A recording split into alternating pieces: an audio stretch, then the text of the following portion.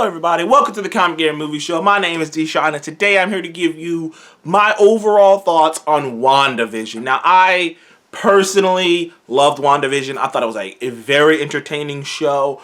But also within the course of me talking about how I felt about the show, I will also touch upon the interesting reaction to the show, which I think is a very fun kind of, like, it's both annoying and fun at the same time, the reaction to WandaVision and the way people are have responded to the show and the way people have responded to Marvel in general.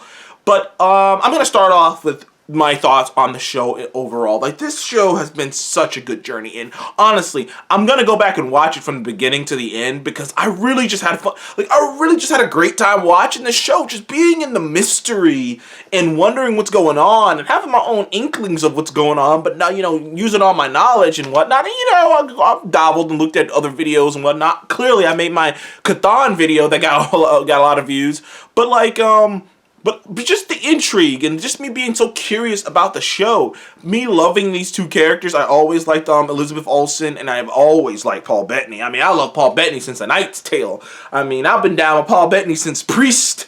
I don't know if you guys ever saw that movie, Priest. I've been down with Paul Bettany. I like Paul Bettany. I've always liked Paul Bettany. Loved him as Vision. I thought that was perfect casting. I mean, I already thought he was perfectly cast as Jarvis, but, you know, then they did it again with him as Vision. So I always loved these two actors, and I always, in my mind, like, and I have to understand, nobody knew what Marvel meant by what a Disney, an MCU, Kevin Feige-led Marvel Studios production would look like. Like, we really didn't know. We were all just speculating. And some people were confused even. I can't tell you how many times other people, I would watch YouTube videos and whatnot, and people were just expecting these to just be TV shows. Double Toasted, love those guys.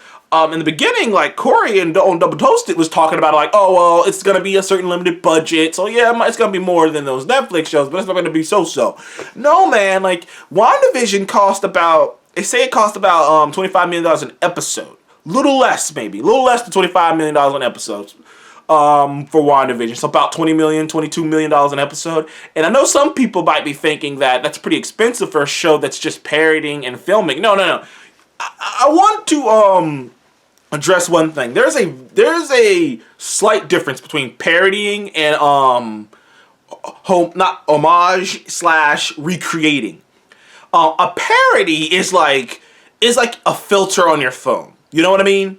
It's like, it's half-assed to it's like, not half-assed, it's just ever so slightly doing something. Like, it's like putting it black and white, because you have those kind of filters on your phone. It's like, a parody is like going on Snapchat and find, like, a black and white, you know, picture, like a black and white filter on your phone, and, you know, talking on it, and like that's what a parody is. A parody is it's a joke, kinda. It's not even, like, it's not upfront. The MCU completely, authentically recreated these time-accurate sitcoms from the 50s, 60s, 70s, and 80s, and early 2000s. They actually filmed it the exact same way. Those costumes, you even see the set. The cameras they used are old cameras. The way they shot it is an old style. Building that set, having the audience and the crowd, the way it was done. Just like everything in life, the older unique and niche something gets, the more expensive it is. To shoot the first 3 episodes that way was a very expensive thing to do. Actually, I think they shot basically the first 5 episodes. No, they shot the first 4.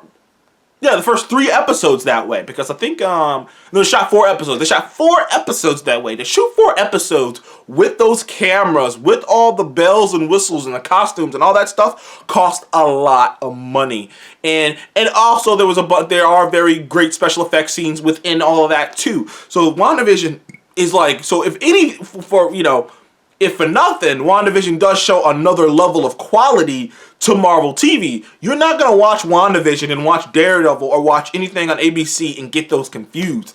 WandaVision, the style, the way it's shot, even with all the unique stuff going on, you still go, okay, this is of a higher caliber stuff. Like, this is something that you might have seen on Starz or HBO, something like that. Like, this is a higher caliber of television. So from that perspective, it elevated Marvel Television altogether, and it can't go back to the way it used to be. That's why Marvel TV had to go, because Kevin Feige's like, we're not doing that stuff anymore. We're making high level 150 million dollar plus shows, and we're not doing that shit no more. So if anything, it elevated Marvel Television.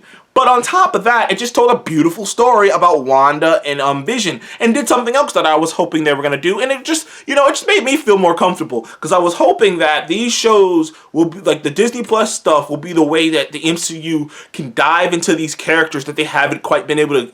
I've never been upset that Wanda and them never got a lot of time. I believed in their love story. A lot of people I know didn't. A lot of people were like, I wish we had more time with that. I got it. Well, and maybe it's because of my prior knowledge that Vision and Wanda are a thing in the comics, but I got it. So it wasn't a weird thing to me, and it felt logical, and it felt like it made sense. And by the end of Infinity War, I was emotional with her when she had to kill him. But for those who might not believe it, I can't, like I said, one of the things that, honestly, the only thing this show had to really accomplish was to really make people believe and care about Vision and Wanda's relationship. And considering the amount of tweets and the amount of comments and the amount of people I've seen who say that they didn't care about it, but now they do care about Vision and Wanda's relationship, then that's really mission accomplished right there. Because that's what this show at its heart and at its core, and what it's always, and what from the beginning to the end, was really all about. It wasn't about the theories, it wasn't about Mephisto, it wasn't about all these other things. It was about this woman grieving and dealing with stuff, and about us, the audience, getting to learn more about her, getting to learn more about their relationship, getting to see how much she's hurting, getting to see all of these things, and getting a unique perspective and a unique show, all wrapped in the process that harkens back to the Dick Van Dyke Show, to I Love Lucy, to Malcolm in the Middle, to the Brady Bunch, like all these different kind of sitcoms and shows, and just it wrapped up in this beautiful superhero bundle. Now, did I think the finale was a bit of a letdown? And I don't know if this finale is as good as The Mandalorian's finale, but for me, it's a game-winning layup, because you know what it is? This finale, for me, which is why I think people might have been let down, this finale, people have these amazing ideas. Like, when you play basketball, I'm just making a sports analogy here. When you play basketball and you think about the game-winning shot, your mind goes to a buzzer beater. Your mind goes to like a buzzer beater three.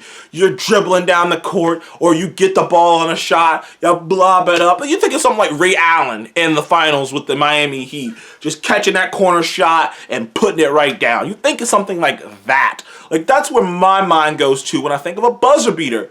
But a lot of times, the game-winning shot's just a layup. You dribble in the ball, you get to the hoop, lay it up, boom, we win the game. We win the game. It was nothing fancy. It was nothing crazy. I laid it up. I made a move and laid it up and got the bucket, and we won the game. And those ones tend to be a little less dramatic and a little less woo than the three, the half court heave, or the long distance three, or the well placed three. That's what you imagine as a game winning shot, a buzzer beater.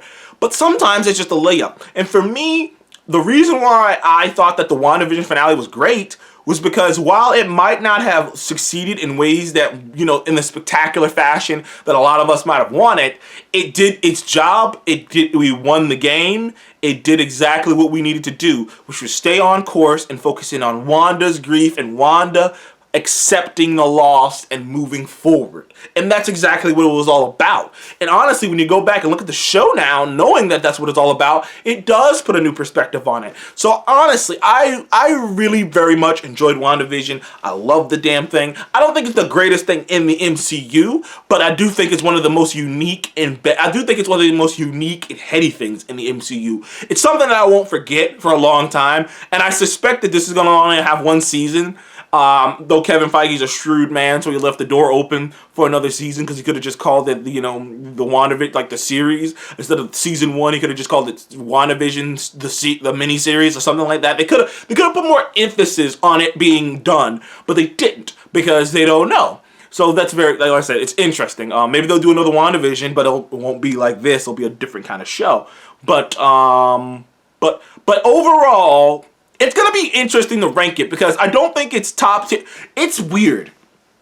for me, WandaVision is in the same category, is in the same department with the first Iron Man, Ant-Man, first Captain America. Like just a bunch of these really solid, really good, unique, they all have their own niche thing, MCU movies. Like I would have to give it like a 9 out of 10 for me. Maybe like, you know, it's a 8.5 to a 9 out of 10. At times it could be 8. No, but it's kind of got to be a 9 out of 10 for me because I just really enjoyed the hell out of it. It's so unique and it's so different that it's in the same category with the Thor Ragnaroks and the Black Panthers and stuff like that because there is nothing else like it in the MCU. It does stand out of the crowd. It is really good. It is character based. And nothing else really in the MCU is like it. Like, you're not going to confuse it. Like, if you could have, when you do your MCU, you know, which is inevitable, when you do your MCU whole watch parties, that's going to stand out. WandaVision is going to completely stand out from the rest of everything else you're watching. Like, so, I have to give it a 9 out of 10. Like I said, I enjoyed every bit of this, man. I'm going to go back and watch it again just for the fun, man. But anyways, but I'm gonna end it with talking a little bit about the people who about how people feel about WandaVision and about how it's a mixed bag of emotions, so to speak, or reactions. First, there are people like me who love the MCU, enjoy the MCU, enjoy what I get from the MCU. If it's something different, then awesome. If it's something like Captain Marvel, it's sorta in the safety zone, I'm still like, I had a good time watching it. You know, was it great? No. I got Captain Marvel 7.5, so, you know, obviously I'm not that bad, but I'm not that much forgiving. But, you know, if it's something unique and great, like a Thor Ragnarok, Guardians or something, it's gonna even enhance my enjoyment of the movie. And there's people like me, which I would say is the majority of the people. WandaVision has a 91% Rotten Tomatoes score, 82% audience score. It has pretty good scores across the board. So, you know, clearly, it's not a bomb. It's not a dud. It's not like the MCU came out and that first, it's like it was the Inhumans or some shit. It was a 91. That could have been like a slam dunk like it was looking like it was going to be, because the beginning WandaVision came out to gate those 2 episodes. It was like a 98 overall, some shit like that. And I was like, oh shit, this could be a fantastic thing. I figured it was drop, but 91's not bad. And it seems like it's going to settle at a 91 because the last episode is only getting better. So it might go back up to a 92, honestly, because, you know, the other episodes have already been seen and reviewed by basically everyone who's going to do it and everyone who's worth getting a vote. So it seems like it's going to teeter off at 92, 91, which is still a hell of a score. That's still better than most Marvel films. It's right in line with some of the top tier Marvel stuff. People like that. Then there are people who are critics who appreciate that the MCU did something unique. I've seen critics who I know aren't the biggest MCU people, or people who are critics who are pretty critical of the MCU, who love that they did something so niche, who love that they did something so interesting. Movie Bob, for instance, he's somebody who's, while he's liked most of all the MCU's films and he'll praise them, you know, he can be a bit critical about it. He really dug it. Like, there's a lot of people like that who usually are pretty critical of the MCU, like more, who actually dug the show. They might be mixed up on the ending, mixed up on some of the superhero stuff near the end of it, but overall they dug the show, they dug the swing that the MCU took, they appreciate that, and they dig it. So that's like one side of the spectrum. Then there's this other side of the spectrum. There are MCU fans who had ideas, who had these theories, who thought this show was going to be this, who thought this show was going to be that, who thought the show was going to introduce Mephisto, we're going to have some big bad, Doctor Strange is going to show up, Reed Richards was going to show up. They thought all these things, had all these theories out there.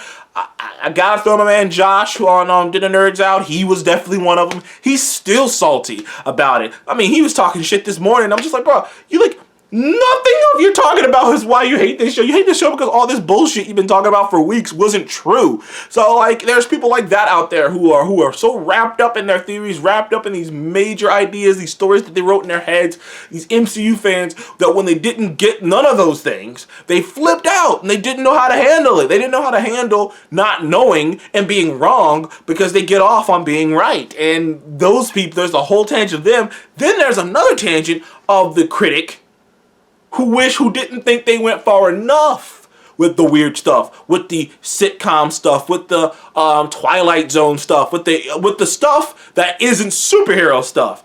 Basically, those critics liked it at first, and then the more they started to realize what it was and realized that, oh, it's going to get into that superhero stuff, then they started to turn on the show, and they're like, I don't like the show. Literally, the guys on one of Movie Bob's things, I saw it happen. Literally, they were like, "Oh, this is good, this is good, this is good, this is good," and then they started like I said, as soon as this started, reveals started happening and it was related to superhero stuff, they started, oh, well, fuck it, and then they kind of turned on it. But like I said, like then there's those critics. So like there's been an interesting reaction to WandaVision. Overall, I don't think, like people call it like some people say controversial. Like I don't know if a controversial is it controversial to have a show that's on 90-something% on Rotten Tomatoes, 80-something% audience score? It's pretty much positive scores all across the board. Not the highest scores ever, but they're all positive scores. And to be the most popular show on Disney Plus, driving subscriptions up and conversation. I mean, this was the most talked about thing for 9 weeks.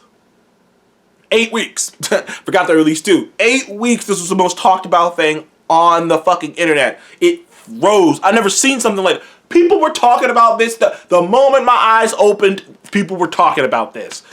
So, is that really a failure? So, like, that's the thing about it, too. I'm just like, people are trying to, the people who are angry about it are now trying to recontextualize it as it's a failure, it's just this, it's that.